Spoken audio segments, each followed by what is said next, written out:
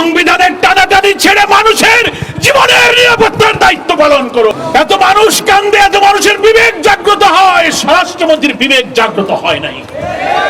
সংবিধানের টানাটানি ছেড়ে মানুষের জীবনের নিরাপত্তার দায়িত্ব পালন করুন।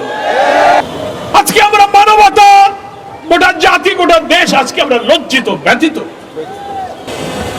আমরা শিশুর অফিসার, মা বাপ, এই দেশের সমস্ত মায়ের কাছে আমরা ক্ষমা প্রার্থী। মানবতা, আপনাদের কাছে আমরা আজকে লজ্জিত। আমরা যারা রাজনীতি করি, সমাজ, দেশ, সভ্যতার দায়িত্ব নিয়ে মানুষের কল্যাণের জন্য যারা রাজনীতি আর আদর্শের কথা বলি, তাদের সামনে এত অমানবিক, এত ঘৃণ্য, এত পৈশাচিক দৃশ্য, আমাদের বিবেক ক্ষতবিক্ষত হয়ে যাচ্ছে। হ্যাঁ, আমরা এটা স্বীকার করি।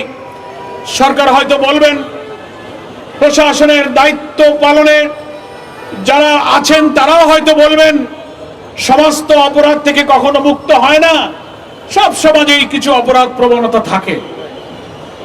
কিন্তু আমরা বলতে চাই, মানব সমাজ 100% অপরাধ মুক্ত হয় না, কথা ঠিক। অপরাধ প্রবণ মানুষের মধ্যে অপরাধী মানসিকতা থাকে।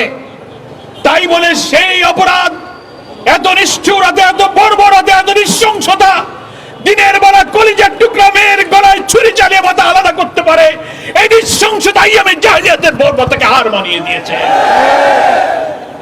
দেশের মানুষ কাঁদছে, মায়েরা কাঁদছে, পিতা ক্ষোভে দুঃখে বলছে, আমি বিচার চাই না, বিচার হবে না, আপনারা বিচার করতে পারবেন না। তারপরেও আমাদের স্বরাষ্ট্রমন্ত্রী, অনেকে স্বরাষ্ট্রমন্ত্রী বলেন না, উনাকে বলেন সর্বমন্ত্রী। এত মানুষ কান্দে, এত মানুষের বিবেক জাগ্রত হয়, স্বরাষ্ট্রমন্ত্রীর বিবেক জাগ্রত হয় নাই। পৃথিবীর বিভিন্ন সভ্য দেশে, উন্নত দেশে, গণতান্ত্রিক দেশে আমরা দেখেছি, রেল দুর্ঘটনা হলে রেলমন্ত্রী পদত্যাগ করে, দুর্নীতির অভিযোগে অভিযুক্ত হলে উন্নত দেশের মন্ত্রীরা পদত্যাগ করে, প্রাইম মিনিস্টার ক্ষমতা ছেড়ে দেয়। স্বরাষ্ট্রমন্ত্রী আপনার সন্তান, আপনার পরিবারের এরকম চেহারার বাচ্চাদের চেহারা কি আপনার মনে পড়ে না? সকাল থেকে পর্যন্ত যা দেখলেন, আপনার বিবেক কি কাঁদেনি? আপনি কি মায়ের কাছে, বাপের কাছে গিয়ে ক্ষমা চাইতে পারেন না?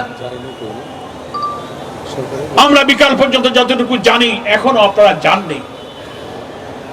আপনারা একটা ঘটনা ঘটলে শুধু অন্যের উপরে চাপিয়ে দেন।